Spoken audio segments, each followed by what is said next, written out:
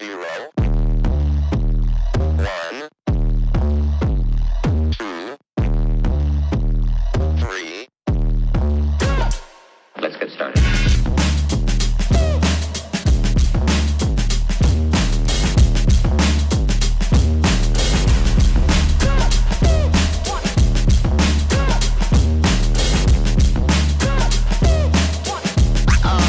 Oh, that's real good.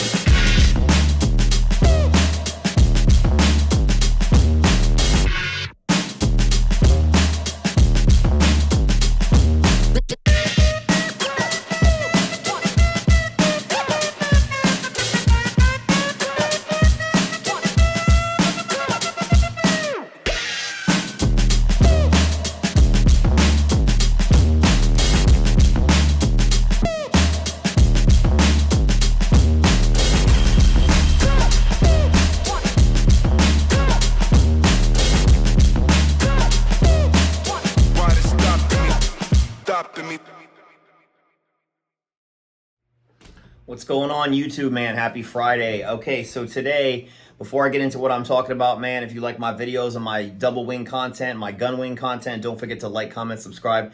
Helps me build my channel, and I appreciate all the support. So today I'm going to be doing a little bit more on the Good God system, but specifically how it relates to the tags that I use in my offense. And the two tags that I'm going to focus on today are mostly going to be my wing on tags and my tackle over tags. So basically, I'm just going to do some whiteboard stuff, and I think there may be some misconceptions, because when you run wing on and you run tackle over, and you're also using the Good God blocking system, I want to make sure that there's no misconceptions in how that works when you either add a tackle to the other side or you bring a wing onto the line of scrimmage. So just to basically make sure it's completely cleared up with how that works with the Good God system, I just wanted to do a pretty much like a basic quick video, do some quick whiteboard stuff, man, so you guys can understand how it works and the reasons why I sometimes go unbalanced, and the reasons why I sometimes run wing on, and the reasons why I sometimes run unbalanced and wing on in combination, and how I go about doing that. So everything you see on today's video is also contained in my manual, which I continue to retail. So any information that you want on that can be found at westcoastload@yahoo.com. So with no further ado, let's just get into the good stuff. All right, let's just get right straight into it. Okay, so first of all, I'm going to go over, as you can see, I have on the board what is your base tight double wing formation, like the standard traditional OG formation that everybody calls it. Okay, this is traditional balance, which means you have 5.5. If you draw a line down the center line of the formation, you have 5.5 people on this side, 5.5 people on this side. Okay, so the reason that this this offense can be hard to stop is because on every play you're running a quick motion. So what happens is the formation goes from being balanced to quickly unbalanced. Okay, so that is key in how this offense and why this offense works. Okay, so when you're just running your traditional base double tight double wing formation like this, you can see I have my tags arranged around the board. This is how I kind of teach them. Would be similar to chalk talking it with the kids. This is how I go over it. So bull and bear at the bottom. This episode isn't going to be a whole lot about bull and bear. My bull and bear is for my fullback to be offset. So I'll just give you a quick synopsis on why I like to offset my fullback. I will bull offset my fullback, which puts him behind the guard and actually brings him even closer to the quarterback and closer to the line, because my quarterback opens up to his left. So I find it's just easier to wedge from bull. So anytime that I'm bull offset, anytime I'm going to wedge, I'll always be bull offset. Okay. I will bear offset, anytime I'm running like Ray 34 power, Ray 25 counter. So what that does is by putting the fullback over here, okay, by getting him not out of the way, because it serves two purposes. It serves not only, you put him bear offset, so if you're going to run power, he has a shorter distance to run to the kick out, okay? And if you're going to run counter, he's already on the strong side. So you want the defense to shift to your heavy side because you're going to run a counter the opposite way. And the great thing is, as the quarterback opens up and the guard pulls out of the fullback's way, the fullback doesn't even really need to counter step. I mean, I make my fullback counter step, and then he just steps right into the flow of pullers without having to jump out of the way like he would in the traditional, in the traditional double wing. Okay, like normally if he's center lined, he's gonna have to just kind of do this big jump step to the right and then clear everybody. I just find it's easier and the flow is better when the fullback is either in bull and bear. So pretty much now, almost 100% of the time, I am either in bull or bear offset. But again, this episode of this is not about bull and bear. Okay, so that's my spiel on bull and bear. This one is going to be about fire and flame, ugly and angry, and what that specifically does to the good God system. Okay, so one of the reasons that I run wing on specifically, we'll discuss fire and flame first. So fire affects your right wing, flame affects your left wing. Okay, so if I call fire, as soon as my team breaks the huddle, and I'll just give you the play call, because first of all, my tags in my system, they come before the formation. So because if we're going to be in this tight formation, this is our base formation, this would just be called fire, Ray 34 power. Okay? It always comes before the formation. Okay? When my team breaks the huddle, they are immediately going to break the huddle and align wing on. Okay? And the reason, I just basically bring my wing and I just basically put them foot to foot with the tight end. Now, if they are aligned, let's say they're in a defense like this, okay? Let's say they're in a 5-3, because I'm going to show you why I do this. Let me just erase him for a second, because I'm going to tell you the result I want to get out of this. Let's say I just ran my base Ray 34 power with no fire on it, okay? So I took the fire away, and this is how they came out and aligned, okay? Great. Now, the next play out the huddle, let's say that's fire, Ray 34 power. Okay, so now my wing comes out, and he lines up here. Okay? And as soon as they break the huddle and they line up like that, this end does this. He bumps out because his coach told him, I need you to be on the outside shoulder of the last guy on the line of scrimmage. Okay? Now, what I've done by doing that is I've simply increased the distance between these two players, which is bad for them.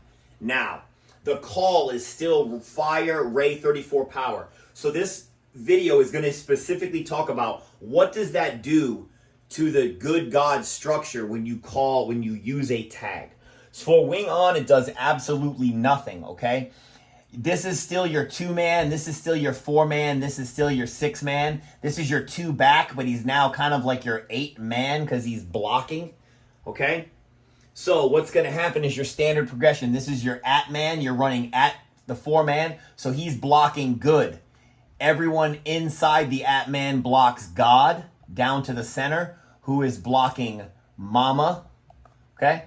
Your 6-man is blocking GDB. Your 8-man is blocking FBI, first backer inside. This is gap down backer. That's the pin block right there. So, right on play side, you can see how this sets up. You're going to have a double team here. His down block. He's got a man on, okay? Gap down backer, gap down. He doesn't have a guy in his gap, but he has a guy down.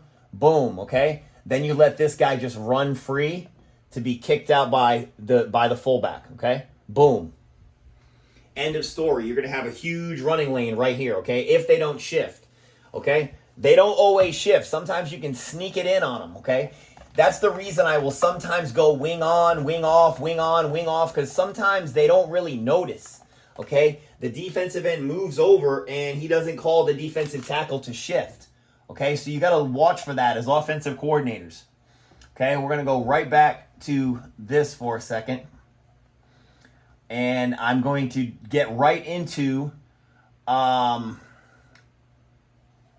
the angry and ugly call, okay? Because this is kind of a bigger one, all right? So a common misconception or something that's not really talked about is what does an angry, ugly call do to your blocking scheme? So let's just say you come out here like this, okay?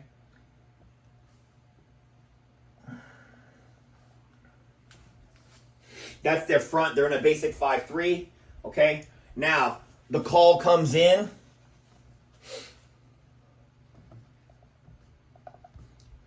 Angry. Ray 34 power, okay? Now, what happens is, I want to redraw this because I want to show you how these guys are going to come to the line, okay?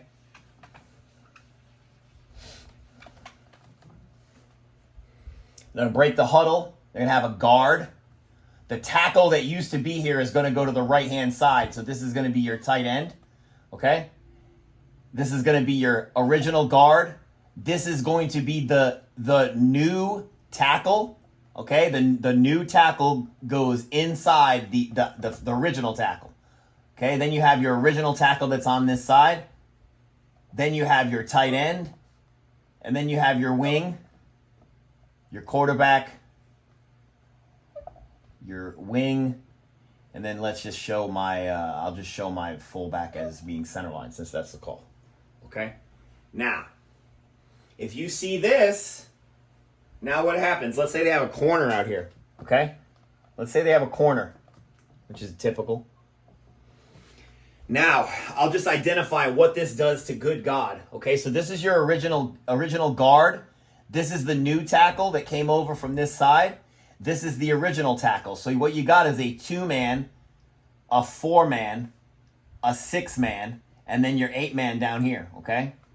Now, what it does to good God is really not anything, okay, other than adding one more God blocker, okay? This is still your at-man on this call. So he's blocking good. He steps to the line. He's like, does he got a guy in his gap? Kind of. We'll call that guy in his gap, okay? So, boom, this is his block right here, okay? Now, this guy is blocking gap on down. Everyone inside the at-man blocks God, which means these two guys right here are blocking gap on down. Okay, this guy has an on block. Boom. Now, what happens right here? Now we have your GDB guy, okay? Gap, down, backer, okay? What's going to happen now? Since this guy's all the way over now, check this out. This is one of those times where he's going to go straight to a backer. Okay, boom. Lets the end come in. Lets this kick out happen. What do you got over here? FBI. Okay, boom. FBI, he's going straight up to a backer to safety. Maybe this backer that's trying to scrape down. Okay, so it has no effect on the good God system. Basically, the new tackle goes inside the original tackle that is over there normally. Your numbering system stays the same.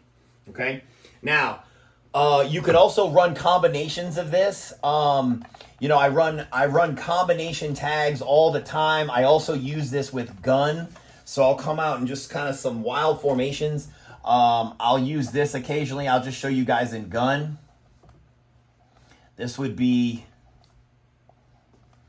man, sometimes I forget. So this would be angry, fire, gun. It's actually, I'm sorry, this would be bear, angry, bear, fire. Yes, I'm sorry. Angry, bear, fire, gun, 34 power. Okay? Legal. You have at least 7 people on the line of scrimmage. You actually have 8 people. 1, 2, 3, 4, 5, 6, 7, 8. 3 people in the backfield. Legal formation. You don't have to have more. You cannot have more than 4 people in the backfield, but you can have as many as 10 people. You have 11 people on the line if you want and snap to the grass. But this is a legal formation, okay? Everybody's foot to foot. Again, everybody's numbered the same. Again, if the tackle has come over, this is the new tackle, okay? So this is, I'll give him an N because he's the new guy. 2, 4, 6, 8. Good God stays all the same. Nothing changes, okay? So if this is your at man, and the only thing that's really going to change is you're going to have 2 gap on down blockers, okay? You can have 2 God blockers instead of 1. Again, I come out and I will immediately break the huddle and go into these formations. I do not give my opponent time to think or time to adjust. I also run wing on counters where I will put the wing on the line of scrimmage and actually run him on a counter the opposite direction. The reason is because a lot of times when they're on the line of scrimmage, the defense discounts them as a runner. They don't see that kid as being able to get the football because he's on the line of scrimmage. But as long as he's the last man on the line of scrimmage, he's an eligible runner, okay? So you guys can think about this, and when you're planning, you're drawing up your plays and thinking about stuff you can do, you can be real flexible with this. All right, so I hope this I hope this helps you out with good God and when you're using tags, and just add it to your toolboxes, coaches. Thanks. Bye.